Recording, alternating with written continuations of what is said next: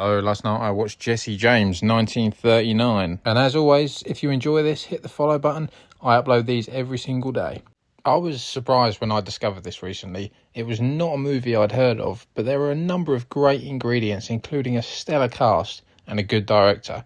Like a lot of famous outlaws, the story of Jesse James is probably not worthy of the sheer amount of movies and TV series that have been produced off the back of it. But even though you're so familiar with the person, there is still a fascination probably driven by curiosity. The West has been mythologized so much through media that when you've got a real-life outlaw that did real-life outlaw things, their story is one people want to hear. It's a similar case with the Wyatt Earp story, one done to death but infinitely watchable. Unfortunately for purists, this takes a few liberties with the truth. The story this tells, where the James brothers become outlaws to rebel against the railroad, is simply not true. And even if that was their reasoning, it didn't happen because they were offered a poor rate for their land on their farm, and it definitely didn't happen because the railroad men killed their mother. That's not the only misgiving.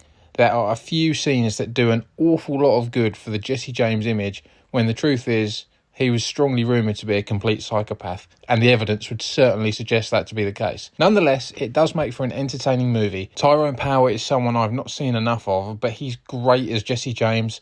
A young Henry Fonda is good enough as Frank, although he's probably the weakest player in this, which is a bit of a surprise. I have earmarked the sequel to this that's directed by Fritz Lang, where Fonda plays the lead, so I wonder how his performance will differ.